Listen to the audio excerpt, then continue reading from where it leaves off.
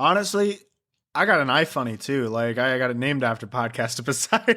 What? Wait. You can't just. I'm our branding manager. You can't just do it. You have to run this by me. I got an iFunny if you guys want to message me on there. Like I guess I'll respond. It'll be weird, but Wait. Okay. So very clearly, what is the iFunny called, and how do they message you on it? podcast of Poseidon, and you could just DM accounts. I think I got it named podcast of Poseidon. Let me take a peek here. I know I changed it a while ago. I need to review the account. You can't just do this. Totally fine. Oh, no. So I haven't named Barry Celery, but the picture, my picture on it is podcast of Poseidon. I was meaning to change it, actually.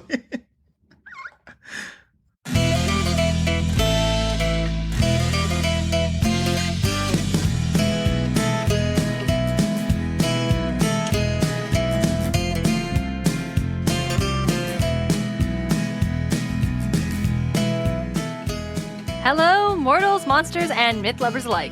You're listening to Podcast of Poseidon, where we explore ancient myths and their modern retellings for reading Rick Riordan's Percy Jackson and the Olympians. This is Chapter 14, Poseidon. I'm your co-host, on loan from the Hunters of Artemis, Darien Smartt. Joining me is my co-host and brother, hailing from Cabin 1, DJ. How's everybody doing today? If you don't know, Cabin 1 is Zeus, and, being a child of Zeus, I got a little thing against Poseidon. But we're here to talk about him anyway. And then we're going to be nice. Nice, I suppose. Nice as we need to be, but not nicer than we should be. Yep. But before we get started, let's swing by the camp store and make sure we have everything we need for this quest. Hey DJ, guess what I just found in the camp store? Oh, what did we find? Our new patron, Timothy O'Connor. Oh, thanks so much, Tim. Tim has joined the team as a podcast hero. And DJ, do you know what that means? That means he's donated $10? It does. It also means we actually have to start recording Remyth episodes. Oh, well, it's a good thing we were already planning on doing that anyway. Oh, wonderful. Yeah. Do you think you'd like to hear about Hercules? Oh, I bet. Perfect. And with Tim, that brings our number of patrons on Patreon up to 5, which means we will be donating $25 to a reading literacy program this month. Heck yeah. This month we're donating to Dolly Parton's Imagination Library. This is a remarkable organization founded by Dolly Parton, which gifts high-quality books to children from birth to age 5, no matter their family's income. It started in Tennessee, where Dolly grew up, and has expanded to include the entire United States, as well as organizations in Canada, the UK, Australia, and the Republic of Ireland. This organization has been awarded a number of various awards, including the Best Practices Award from the Library of Congress Literacy Awards. It's just a really cool program and something we're really excited to support this month with help from our patrons. Thank you so much, guys. We really do appreciate your help and your support. It's incredible. Now, back to our quest. All right, DJ, it is time to talk about Poseidon. So here's an easy one for you. What do you know about Poseidon? He is the Greek god of the ocean. Mm-hmm. He's pretty cool in the books. I very much enjoy him in the books, at least. That's really all I got off the top of my head. Father of Percy. Mm-hmm. For those of you who don't know, spoiler alert. So yeah, here's a novel idea for this podcast in which we discuss the stories by Rick Riordan. Do you want to talk about what Poseidon is like in the Percy Jackson books by Rick Riordan? Sure. Yeah. Well, he seems to be like generally a caring father. As caring as he can be, being married to another person in the sea, and also a Titanus, god. I think it's Titanus. I think Amphitrite is a Titanus. I wouldn't put it past Greek mythology. There's a lot of shit. Hecate's a Titan. I didn't know that. Yeah. I don't know why I didn't know that, but I didn't know that.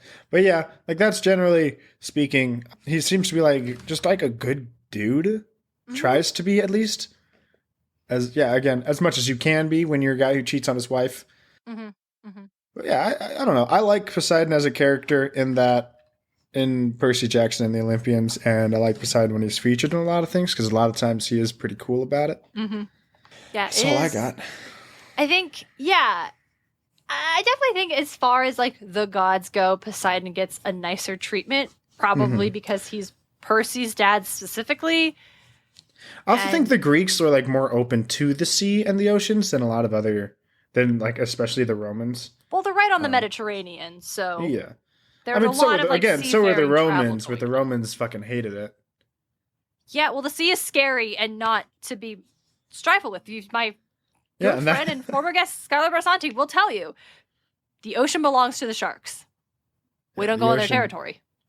The ocean is not some place that you want to dick around and You don't.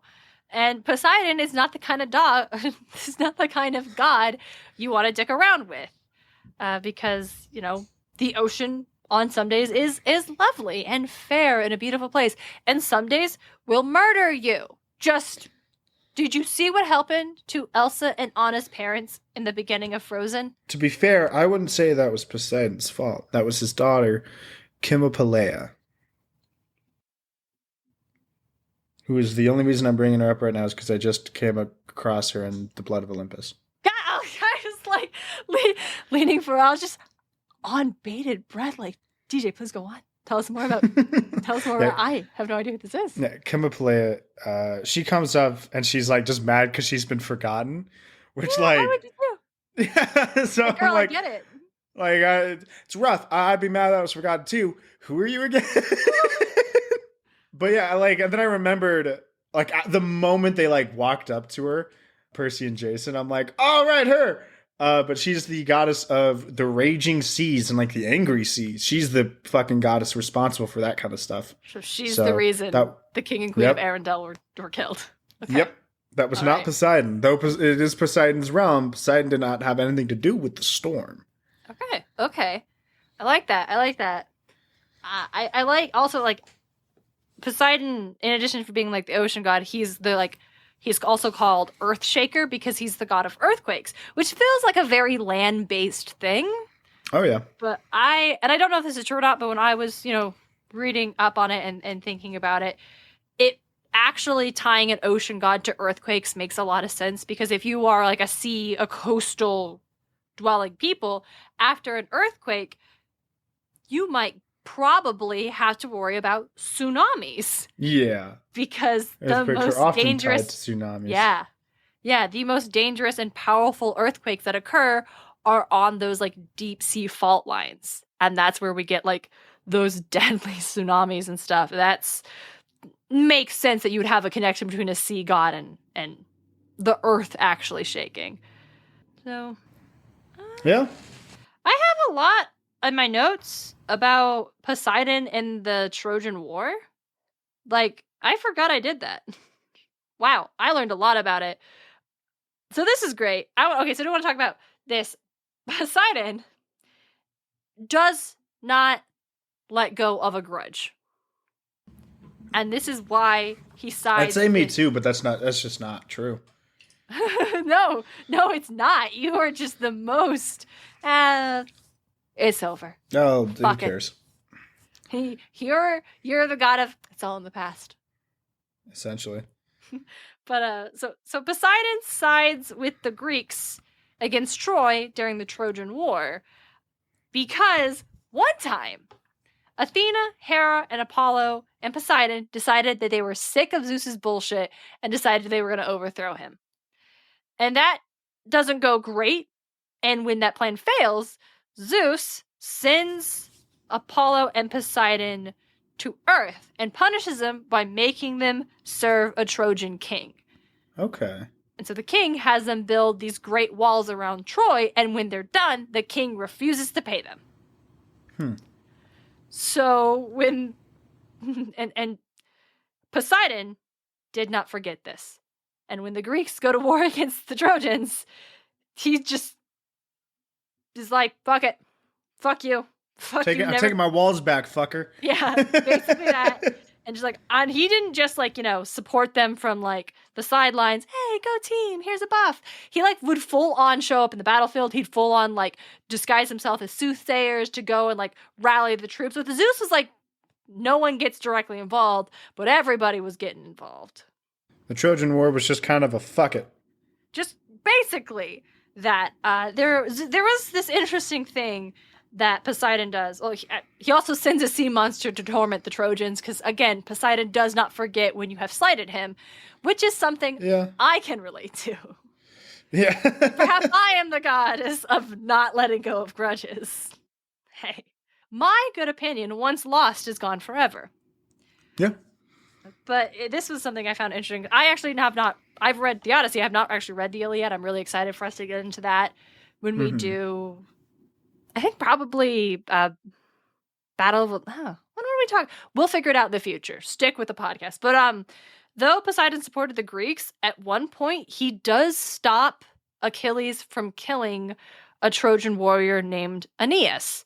And just real quick, shout out to listener and my dear friend Drew, who it just really vibes with the name Aeneas and has used it in many nerdy things. Just Nice. I love you.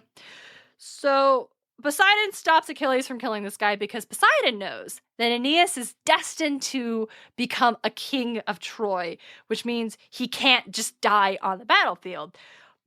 Once again, proving that the fates are more powerful than any god or their petty-ass grudges. Well, yeah. He's like, hey, man, just... We don't fuck with the fates, all right? We don't fuck with the fates. No. Everybody agrees. Yeah, don't fuck with the fates. They'll just make it happen faster. Yeah.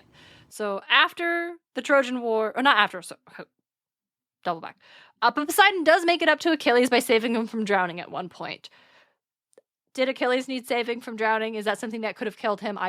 Yes? Yeah. No? Do we know? I'd say yeah. Because drowning, the river of Styx blessing gives you, what is it? Just like hardened skin. I don't think it makes you immortal. I think it makes you battle. It's on the insides. Yeah. I think what it does is it gives you the blessing of being immortal in battle. Drowning is not necessarily a battle. Thank you, DJ.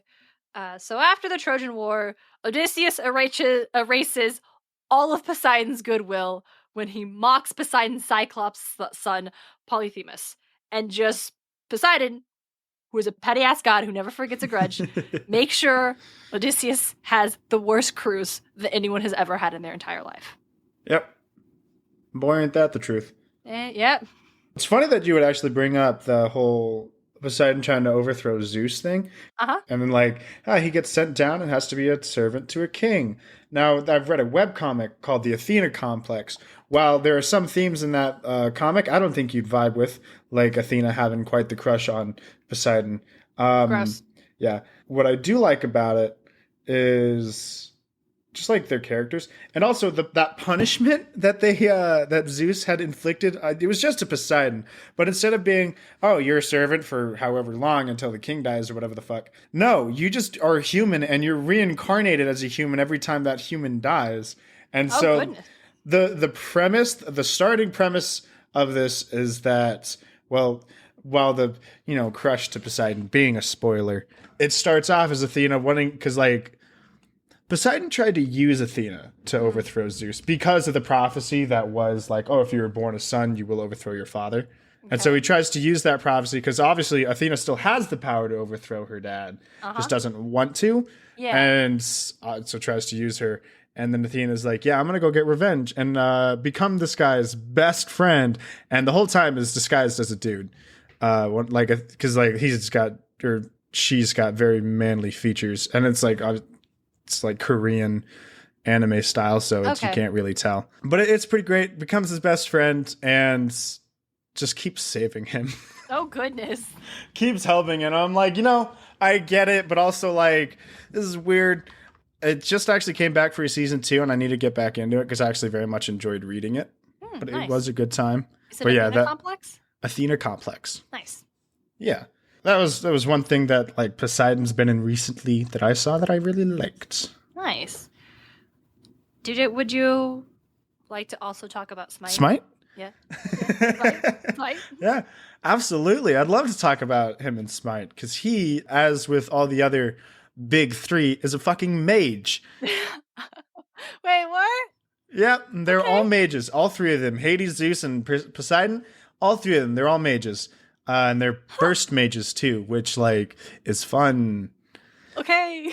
They just deal so much damage. He's got a buff that makes him deal a little extra damage and sends out 2 extra basic attacks per hit. Obviously, he's got a trident and he sends out a little blade of water for his basic attack. Mm-hmm. And then that buff gives him movement speed and plus an extra whatever. Then he's got a line that's a wave that pushes, and it goes pretty far. It's a good distance and deals way too much fucking damage. And then he's got a whirlpool that pulls people to the center and cripples them, and crippling makes it to where they can't use a dash or a jump. Mm-hmm. So that's pretty nice. And then its ultimate is like, release the Kraken, and like a Kraken comes up and flops around and does a lot of damage. And if you hit them in the center of it, it knocks them up and stuns them. So that's nice. But enough about that. Let's get on to his skins, because he's got one skin that I really fucking like. Okay. He's got one skin. And now this is also just like a... Hold on. I'm trying to bring it up so I can show it to Darien. But this skin, this is a part of a line of skins. Am I supposed to be able to see it now? Oh, okay, no, you there can't. It is. It's called Freedom Overlord. Oh my, why? Why is Poseidon this? Well, Zeus has an Uncle Zeus skin. Oh, okay. Does Hades have? Hades does not. He doesn't have a skin yet. I wish he did. That'd be a lot of fun. But it's yeah. Just Uncle Sam. Yep. It's just real buff Uncle Sam. But why but Poseidon is Water Boy.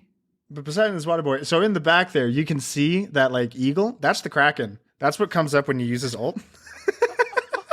And he just comes up and flexes in different poses. It's great. And when he stand. Yeah, right. It's great. And then when you're like, and then you can see some of like the other Freedom skins. Uh-huh. Oh. There's Nike. Nike's fun. Oh, I like Nike. Street Style. Oh, that's a different game. That's yeah. I'm like, I don't think that's Smite.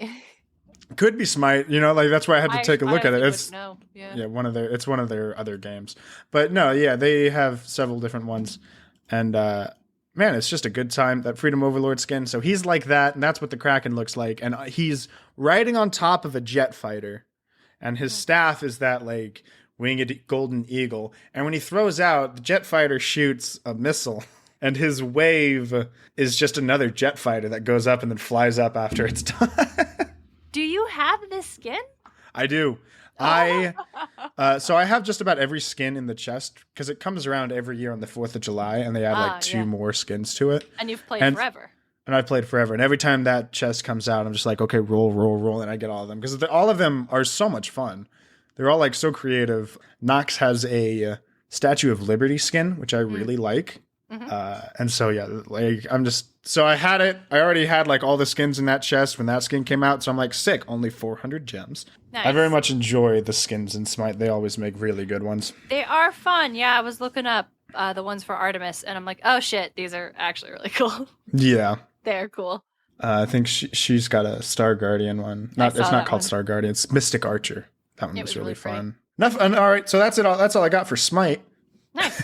Well, I think as you mentioned earlier, like Poseidon is such like he's a major god even today, and he's in a lot of stuff. Like his little section on Wikipedia on like contemporary appearances is way longer. Yeah, so, I bet. For our conversation, for what I wanted to bring to the table regarding like modern Poseidon stuff, I decided I wanted to do something a little niche and bring to the podcast a passion of mine: theme parks. Theme parks. I love theme parks. God, theme parks are great. And hey, here's something you'll be surprised to, maybe you did, you will surprised to learn. Poseidon's been or almost been in several theme parks. Oh, I believe it. I do believe that. Yeah. His most prominent one that you could find here in the U.S. is going to be a walkthrough attraction at Universal Studios Orlando's Islands of Adventure called Poseidon's Fury. Ooh. And I watched a walkthrough video on YouTube of this thing, and is it cool or is it bad? It's not good. So when you're walking up to it, visually stunning. Looks dope. It's crumbling. You get Atlantis. It's a crumbling temple, right? Like you're going into this lost temple. That's the premise, right? You are touring a lost temple of Poseidon. And the tour guide, it's like a scripted performance. You're going through these areas of this temple, and the tour guide has a script. They're interacting. There's like pre-recorded things that they interact with. Essentially, you learn that this was once a great temple to Poseidon that was sealed by Lord Darkon, who was a follower of Poseidon until he killed everybody in the temple as a sacrifice to the Dark One. The guy's name is Darkon? Yes, and then Darkon gained powers to challenge Poseidon. And then when they fought, he turned Poseidon into a statue. Oh gosh. So I the tour guide. the ride is going through and freeing Poseidon? Well, okay, so it's here's the thing. It's not a ride. It's a walkthrough attraction, which essentially means you're just walking through these exhibits and you're going to the next room, and then they do a bit. You go to that. So that's what makes it like not good. I have never done a walkthrough attraction or even like. I thought the Finding Nemo one was a walkthrough attraction, or was I just not remembering that correctly? Oh, I don't. Was it a walkthrough or was it an omni mover? Darren, look. I can't see. Oh, huh? Yeah, there she goes. Oh, Money! Sorry, we had a rare appearance by DJ's cat, Money. My cat is very shy, like incredibly shy. But the fact that she came out is she's been out and about a lot. Sometimes I'll see her like literally coming up right next to me to either look at this the axolotl or just like in the kitchen or something. And I'll look and she'll like immediately bolt off the moment I turn to her, which is why I didn't do it. Just so you could see her. I'm like, I did, yeah. Oh. Money, so yay. Okay, well, I'm glad I got to see her. I'm glad she's feeling more comfortable in her environment. That's good. She's out and about and just like coming in and out of my room a lot when I'm like going to bed. Mm-hmm. I usually cut cat shenanigans out of the episodes. There's a lot of them with Hero. I'm going to leave this one in because I'm so excited that Money is adapting well. This is to celebrate. All our listeners get to know. But yeah, Money, thank you for joining the podcast. So I think there's only like one walkthrough attraction that I've ever heard of or seen like stuff through that I actually would have really wanted to go on. And it was at Disney, the Tokyo Disney Park. There was this walkthrough attraction underneath the castle that you would encounter villains, basically. Yeah, that's pretty sick. And it was really cool. And like it would culminate in like a standoff between you, like your party, and the Horned King from Black Cauldron. Ooh. It looked rad as hell. I would have loved, I mean, it was totally in Japanese. I still would have loved to have like gone through it just because that looks a guess. So they don't do a lot of walkthrough attractions for a couple of reasons. One, they're kind of hard because you can't direct what people are looking at. You can't control their foot. Like in an Omni mover, like when you're in the Haunted Mansion, it's taking you through and it can turn and it's like you're being directed. Like, look at this cool thing. Here's this cool thing. This is the order you should view things to get the full experience. Yeah. You can't do that walkthrough. They also aren't good at getting a lot of people in and out because they tend to take a long time. So you don't see them very often at big theme parks. But essentially, like, through the course of this you're going through the temple. Lord Darkon is threatening the party. Your tour guide is doing their best to be as peppy and excited as they can be. A goddess makes an appearance. She doesn't have a name. She's just, I am the goddess, guardian of the temple. And you're like, did no one Google Greek mythology? I guess it was that. Did no one get an encyclopedia? Did no one ask Jeeves about Greek mythology? Like, nobody asked fucking anyone about Greek mythology. What are we doing come on. here? So the tour guide happens to find Poseidon's trident, gets it to the statue, and then there's this massive screen battle between Lord Darkon and Poseidon, and then you get to walk through a water vortex. And it's all right. It seems if we were going to Orlando, and we're going to Islands Adventures, I would 100% do this because it looks wacky as hell. Mm-hmm. At one point in time, Lord Darkon calls Poseidon his mortal enemy, which is just factually incorrect because Poseidon is a god and therefore not mortal. Yeah. Yeah, that sounds like an interesting ride. It is. And would you like to hear about the original iteration of it? Because this version that exists now isn't the first version of this attraction. Oh, jeez. What's the original? The original one actually makes more sense with the ride or with the attraction being called Poseidon's Fury. Because in a different version, you're still in Poseidon's temple and your tour guide is like his wizened old keeper of the temple. And he regales the audience about an apocalyptic showdown between Zeus and Poseidon. And how... Oh, and you're literally in Atlantis. So this is when you walk in, you're like, this looks like Atlantis. It's because originally this was supposed to be the lost city of Atlantis where this battle took place. When you go into the temple, it awakens Poseidon, who is like an evil, vengeful god, and he locks the tour guides inside, and you have to travel around and like escaping Poseidon's attacks until eventually the wizened old keeper is revealed to be none other than Zeus himself, and then they have this grand showdown. Nice. And then everyone is magically Zeus saves everybody because yay, Zeus is a good guy. What the fuck? Yeah. But yeah. So that I would still do it, even though I think it probably would be mostly boring. And I guess if you're gonna go, from what I read, if you're gonna spend your time on this ride, on this attraction, before you do so, make sure you ask if the water effects are working, because that's the coolest part of the ride, is walking through this crazy water vortex tunnel at the end of it. So basically, if you're gonna do that, make sure that thing is working before you spend your time on it. Now, I'd like to talk about another time that Poseidon almost showed up in a theme park, and this time he would have appeared in Disney's Epcot at Disney World. Oh, that would have been sick, because Epcot's got a big old fucking lake in the middle.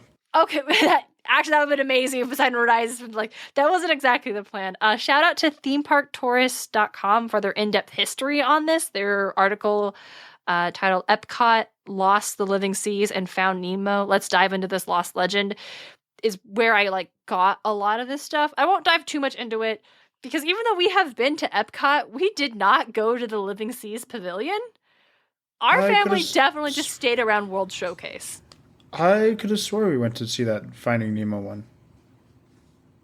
Because I remember it.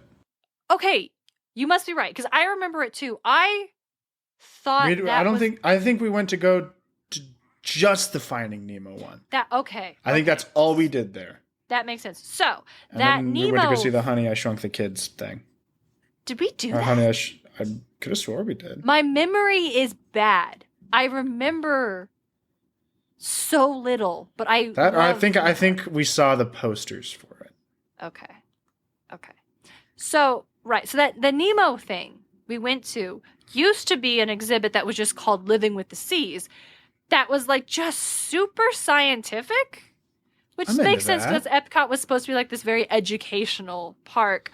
Yeah. But early on, the idea for this was to have guests enter this underwater grotto, where as soon as they would come in and the theaters were closed, all of a sudden the building would shake and mist would come through and it'd be crazy. And Poseidon would appear, god of the seas, and he would calm the seas and basically be come and invite you to explore the ocean. And then you would go into these glass bubble omni movers that would take you through a massive underwater, not a massive aquarium. You would go through a massive aquarium, basically. Mm-hmm. And explore all of this stuff. And that sounds like it would have been kick-ass. No, it sounds great. Things changed in the planning process. Yeah. You don't always get the blue sky version. Essentially. I think there needs to be more just Atlantic's The Lost Empire representation of Disney If the movie made World. more money, the submarine voyage in the parks would have become Atlantis Lost Empire. Literally, in the movie, when the movie had shortly come out, there were banners on the submarine voyage saying "Oh, soon to be journey to." They should have just done that. It was their fault the movie didn't make any fucking money. Look, okay, the reason Tomorrowland in the parks are not good is because the Tomorrowland movie did bad. So we can't always get what we want. So we never could have gone to the Living Seas because, as you pointed out, it was already Nemo by the time our family went there and visited in 2009.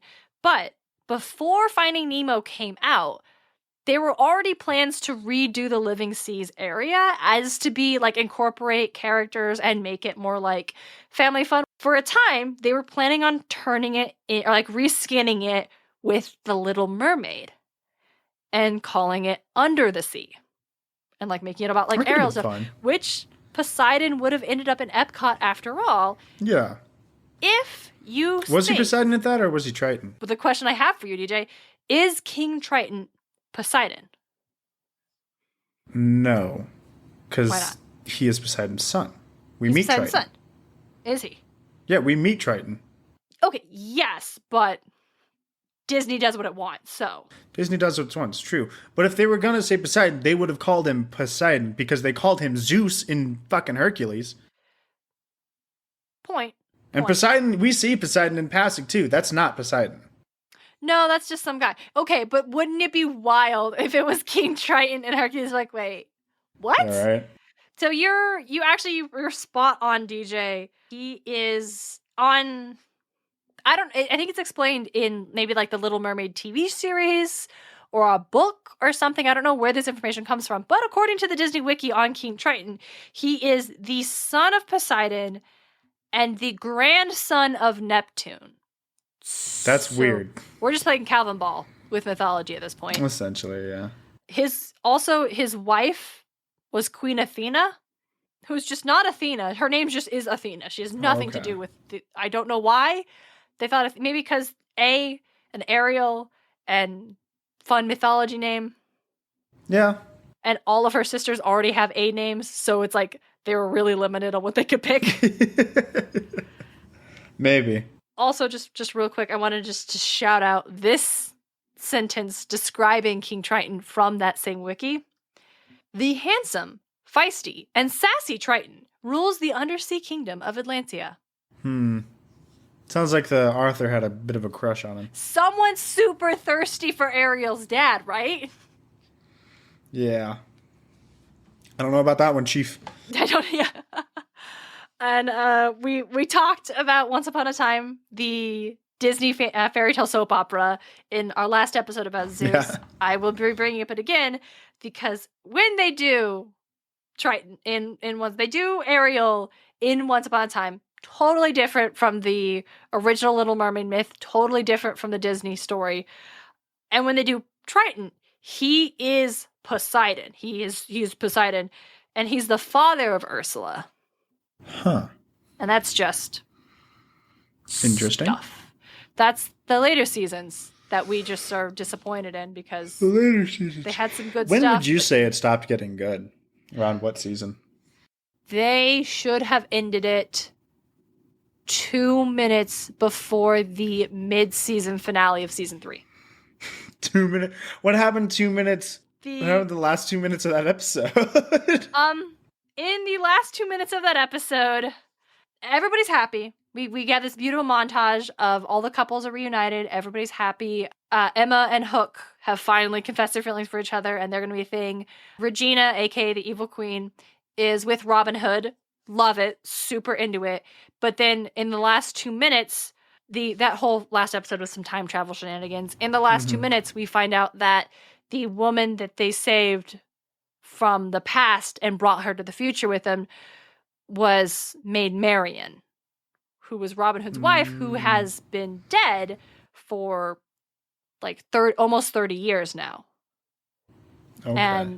But now she's back, and no time has passed for her. And then drama. And then in the last 45 seconds of that episode, a mysterious silver urn breaks, and this pool of silver comes out, and it coalesces into the unmistakable figure of Elsa as she strides down, leaving a path of ice. So Poseidon in Once Upon a Time. That was it. That was the end of it. It was just he's Ursula's dad, and he's in like part of one episode. Oh, that's weird. He was cool though. Here's the thing though. We talked about how Zeus looked fucking weird. Poseidon, he was cool. I don't know the actor's name, but his design was pretty neat. He had a very imposing presence. I bought him. Oh, hell yeah, dude. Yeah. That guy looks dope as hell. I bought him as like, you are a Greek god. Like, you are bringing with you this Ernie life. Hudson. What else has he done? Ernie Hudson. Yes, it's Ernie Hudson. Yeah. So he was he was in Ghostbusters. Yeah, he's Ernie Hudson. I don't know them all by like name. I know Bill Murray and Dan Aykroyd. I only know Dan 50% of the Ghostbusters. Right, yeah. Well, I know Dan Aykroyd solely because of the fact that what is his name? JonTron did a fucking video on Dan Aykroyd because Dan Aykroyd's got a Crystal Skull vodka.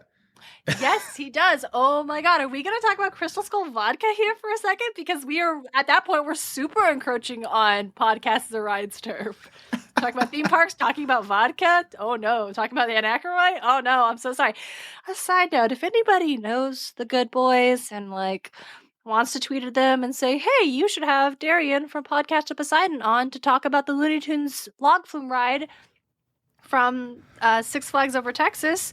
It's the very first theme program. It's the very first ride I ever love remember that going ride. on. Yeah, we'll both. That ride's the best. I could talk about that ride for ages and the experience of going on it as a child, and I would be more than happy to dunk on the nonsense that is Six Flags. Like, dude, Six Flags is insane. I want to go back. If anybody has the pull and wants to be like, hey, if you need a guest, like, I would die. I would be so fucking happy to talk about my favorite ride of all time on.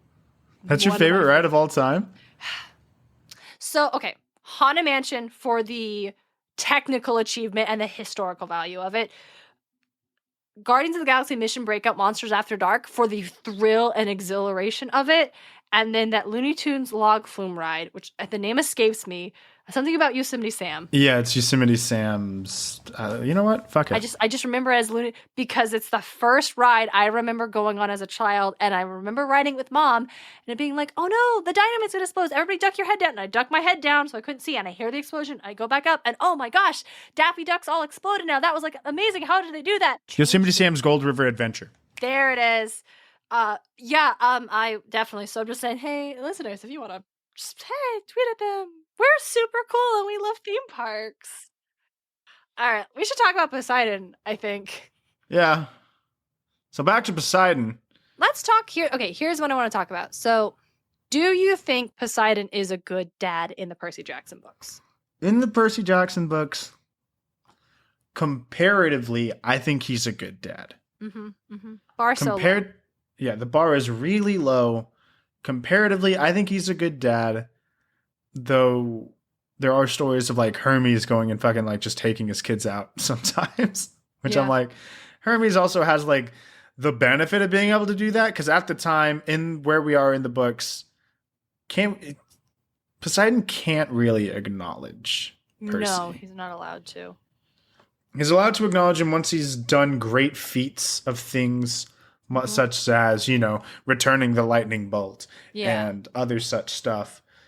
I think what makes Poseidon a good dad are the gifts that he sends on to Percy. Which, sure, that is just his genetics, but it has saved Percy thousands of times that, like, I don't know. Like, it makes up for him not being there, I guess. He did send the Nereid to help Percy. He did. I guess, like, given the context of, like, one, you weren't supposed to have a kid anyway, so, like, get a condom. Yeah. Have Hephaestus make a condom. Like, this is on you. But we have Percy, and he's great, so we're thankful for that. I think Percy talks about in the first book where he has this vague memory of, like, this golden light. Like, he has a feeling that he met his dad, and when he tells his mom, she's like, nah, he left before you were born, baby. Like, you never met him. But, like, Percy's like, no, I thought I did. And I think... when he thinks about his dad, what he remembers of his dad is a warm glow. Yeah. And so I think, and we do discover that after Percy was born, Poseidon did come and visit Percy at least once and see him. And I think all things considered, we can't. Yeah. Okay. Poseidon also left them that lake house, or not the lake house, beach house. Okay. You say this. Did he? Do we have? Is that just where they go, or? Because I don't think that's theirs. I feel like that's a place they rent when they have the money. Maybe. It might be. Because he offers to give... Because here's the thing I saw pointed out where it talks about like how all of these parents in all the human parents are kind of terrible. But in truth, they are just humans who fell to the temptation of loving a god and were not able to let it go. And the only like human parent we see who's like on it 100% is Sally Jackson because she let Poseidon go 100%. Like he was like, I'll give you treasure. I'll build you a palace. And she's like, I don't want anything from you. The only thing she kept from him was Percy because that was hers. Yes. And I can agree with that to a point. I will say Annabeth's dad is pretty fucking solid. We do not see him be good until about Titan's Curse. The difference is like Annabeth's dad had to get there. Right? Because he couldn't get over the fact that, oh, I had a thing with Athena, the goddess. And so when he It he doesn't has sound brought up to Annabeth that he has never actually stopped loving. Yeah, and I think Athena. that was why his relationship with Annabeth when she was young was so difficult, because he could never really give Annabeth all she needed, because he could never let go of the fact that he would never be able to have Athena back. Yeah. So even with like his wife, and when they had the kids and stuff, like they were, not to say that he didn't love his wife or like his other children, but they probably like, there was this difficult relationship because Annabeth could never be part of the fold because he could love them completely without anything, and Annabeth always came with a restriction, and that is unfortunate, and that is a demonstration of like the human aspect, like couldn't let go of the god, basically, or the goddess in this case, whereas Sally Jackson was like, well, this is fun, all right, you gotta go, bye It's like, oh shit, you're fucking you're a god, you can't stay, get the fuck out of here. You castle? No, I don't want that, thank you, I'm good. I'm with child, and he's gonna take priority, so we're good. Yeah. But we're talking about Sally Jackson, great mom, not in question here. No. As I said, comparatively, I think he's a good father. But when I think about good dads, Poseidon will not show up.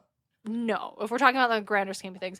And that's a great point, because I was thinking about how at the end of the book, when Percy meets Poseidon for the first time, and he's kind of angry with him. He's like, you never said hi, you didn't help me, all of this is because of you. You weren't even supposed to have me. You couldn't just make nice with Zeus, and you never even sent my mom a goddamn child support check. Like, she had to marry Gabe and put up with this like abuse for who knows how long, because you couldn't even be bothered, which we already talked about. Sally was not going to accept anything from Poseidon. That was important. But he's so angry. And then at the end, what does Poseidon say to him? I'm going to pull it up real quick because I think this is super important. Pretty sure he does say he's proud of him, doesn't he? He does. It's, yeah, he's like, oh, I'm sorry you were born, child. I've given you a hero's fate, and a hero's fate is never happy. It's never anything but tragic. I tried not to feel hurt. Here is my own dad telling me he was sorry I'd been born. It's like leaving. I was 5 steps away when he called. Perseus. I turned. There was a different light in his eye, a fiery kind of pride. You did well, Perseus. Do not misunderstand me. Whatever else you do, know that you are mine. You are a true son of the sea god. As I walked back through the city of gods, conversation stopped. The muses paused at their concert. People and the satyrs and the naiads all turned to me, their faces filled with respect and gratitude. And as I passed, they knelt, as if I was some kind of hero.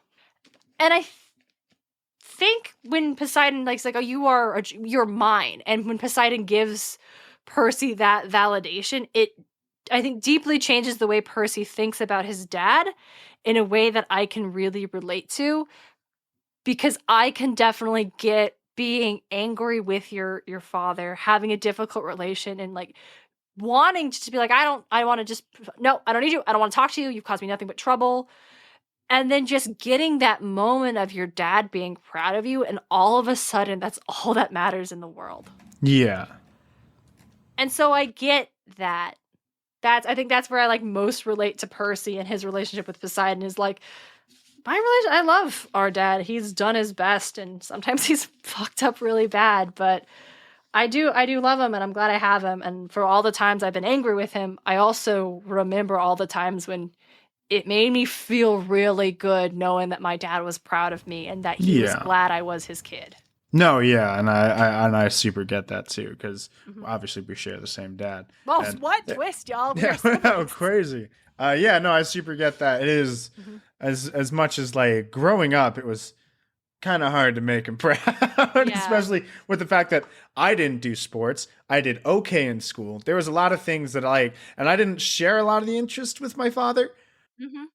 But like growing up, I do see that like there were times when like he may not have showed it, but I knew he was proud of me. And nowadays he's like constantly says he's proud of me.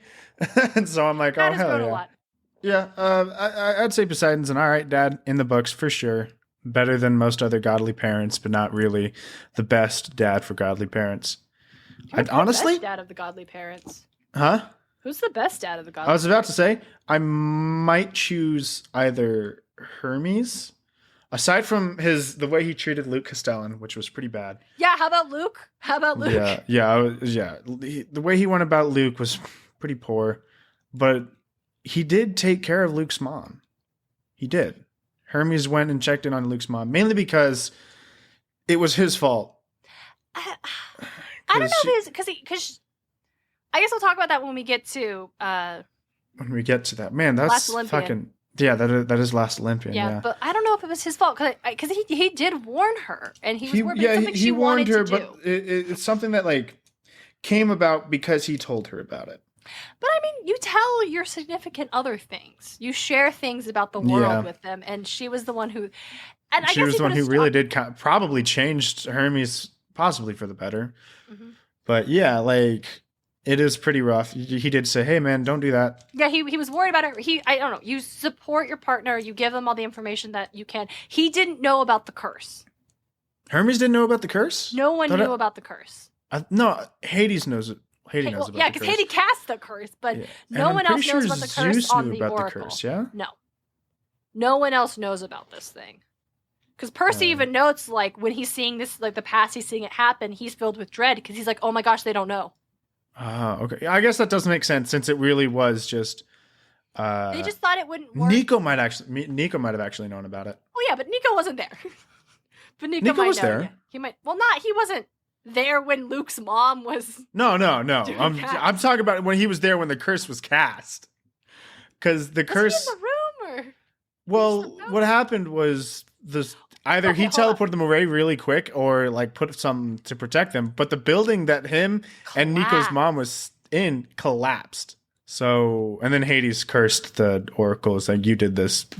Hades was grumpy about that. I can see that. Poseidon. Hermes is best dad. Poseidon. Hermes is a good dad. Dionysus might actually be the best dad, honestly. Yeah, I mean, he's not like a great camp counselor, but... No, but he cares about his kids. He cares about his kids. And he's definitely a present father. Is heartbroken when one of the twins die. Like, he's fucking heartbroken brutal. when that shit happened. I think it's Castor. It's Castor or Pollux is their name. I think Castor died. Yeah. And he was heartbroken. And, like, Percy notes on it. It's like, yeah, he's been crying.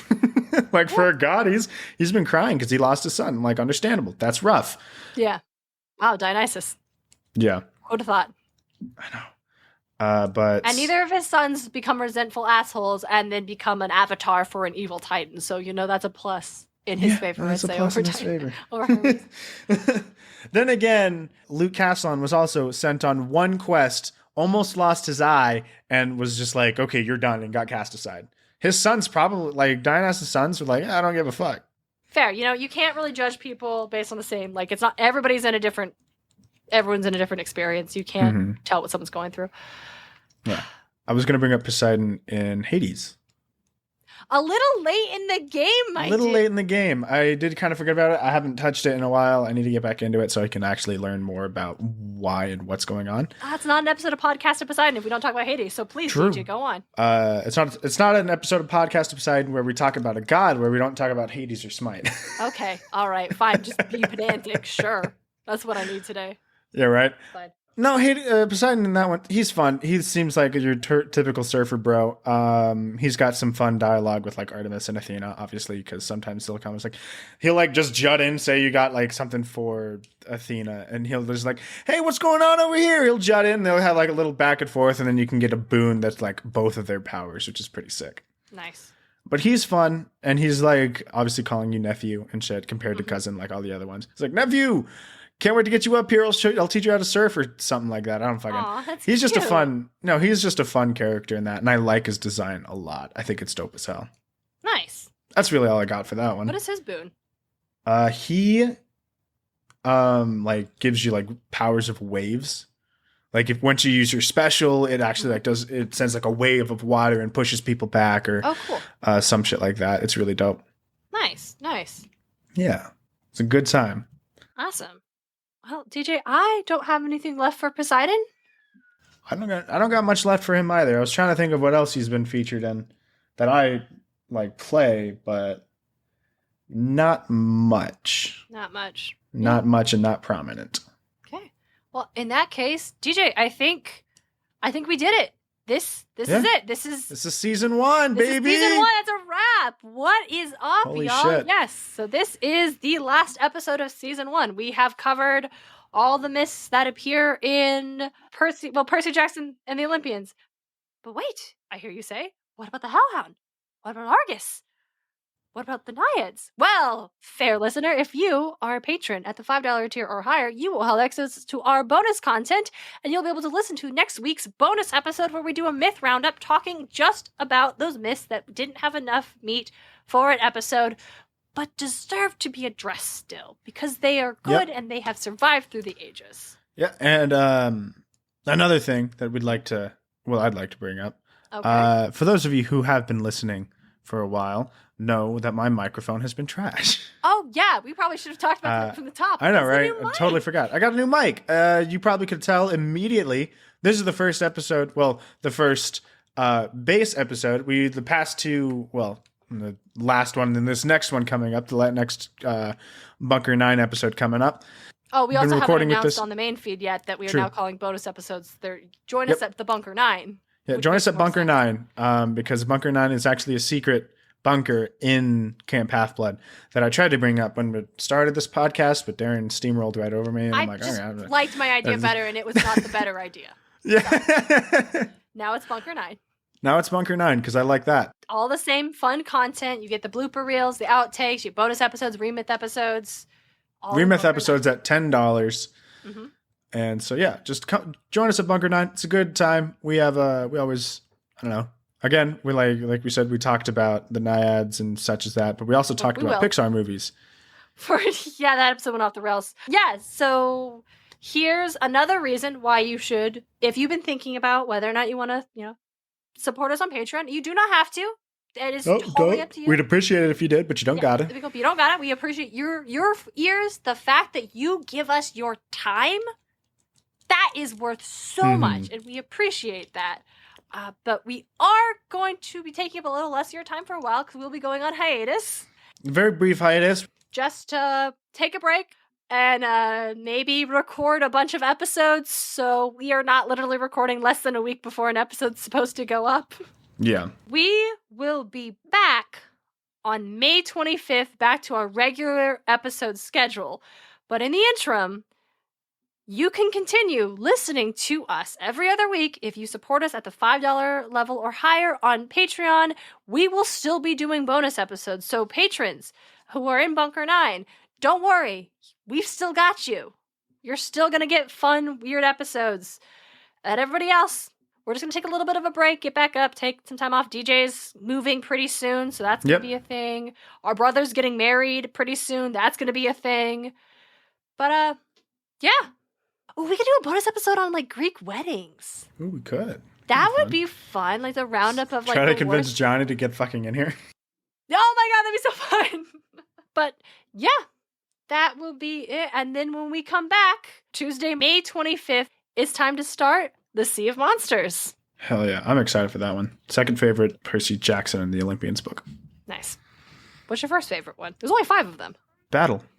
Battle is good. Battle is good. I like Titan's Curse. Titan's Curse might be my least favorite. Oh, goodness. Well, I haven't read them all in a while, so I will be rereading them. Though I enjoy Titan's Curse. Least favorite loosely, right? I love them all. Mm-hmm. They're all so wonderful. It just happens to stack that way, but it's nothing against Titan's Curse. I'd say Battle Labyrinth, that's a 98%. Sea of Monsters, about a 92%. Okay. Lightning Thief is 90. Well, no, because they're all A's, actually. They're just so good. I can't it's hard to rank them after those first two. Yeah, it's like them. Because the last Olympian's fucking great, has so much good in it, and then fucking Titan's Curse introduces the saddest character. Oh. He is. I'm in fucking Blood of Olympus, and I'm obviously getting the chapters where we're in his head, and I'm like, Nico's just the saddest character. Not he's sad. He's been through so much, and I love him, and I want the best for him. But holy fuck. Yeah, he's got some trauma. He needs to talk it through. He needs to get a better support system that aren't. It's a great support system. Yes. Yeah. Then I went ahead and with the 7 credits that I had on Audible, I'll just go ahead and get all the Trials of Apollo. I'll start those next. Oh, and I'll grab the Magnus Kit Chase books, and I have to grab the Ship of the Dead. Then I have all of those. But yeah. Yeah. So in the meantime, if you really, really miss us and want to hear, you can donate to the Patreon. That gets you instant access to all of the bonus episodes. And if you only have $1 to spare, that's also fine. That gets you access to the blooper reels, the outtakes, all of the nonsense that I take out of the main feed episodes because we are a tightly edited podcast and I pride myself on that. Yep. I don't know if that'll be true for this episode. We'll see what happens. But yeah, that is it. I guess before we say bye, I want to take this chance to really thank all of our listeners. Thank you so much. Yeah, if you've been listening since October when our first episodes went up, or if this is your very first episode and you just happened to stumble on it and you figured out, like, Poseidon, I'll listen to this one. Like, thank you again for giving us your time because, goodness me, do we know the value of time? Do we know how little of it we seem to have? And the fact that you spend any of it listening on to us. On our show. Yeah, that just... DJ and I made this podcast because I knew it was something worth making. Yeah.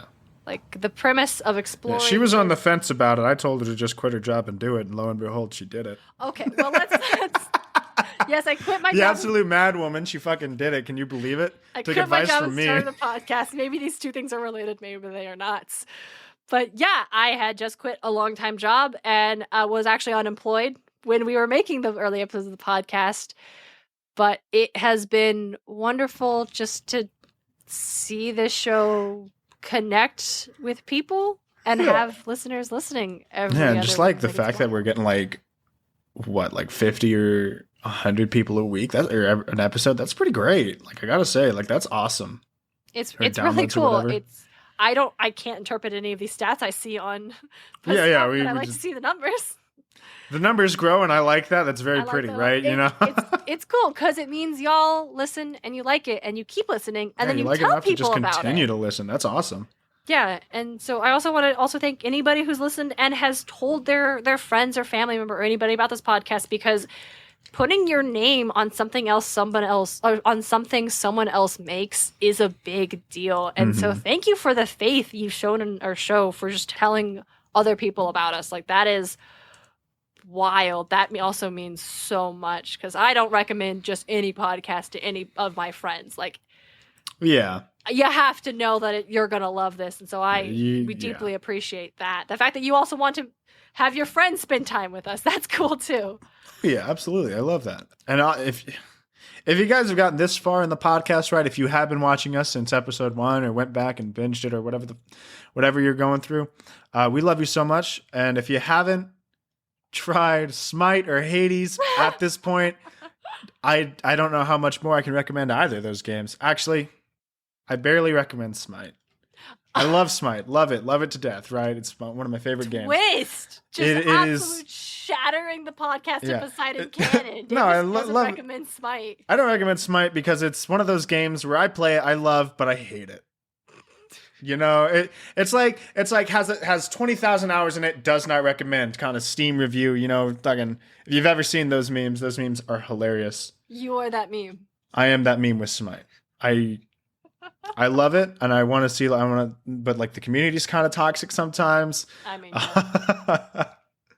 The balancing, it always has issues. It's a MOBA with, if you're playing a MOBA with no balancing issues, you're not playing a MOBA. I guess it's fair. So basically what you're saying is, if you miss listening to Podcast of Poseidon when we're on hiatus, go ahead and play Hades. Or Play re-listen to old Hades or play episodes. Smite. Don't Play Smite. Play Smite. You just Yeah. said. Listen, I know what I said. it's a love-hate relationship with Smite, all right? I want people to play it. I want people to enjoy it. That doesn't mean they will.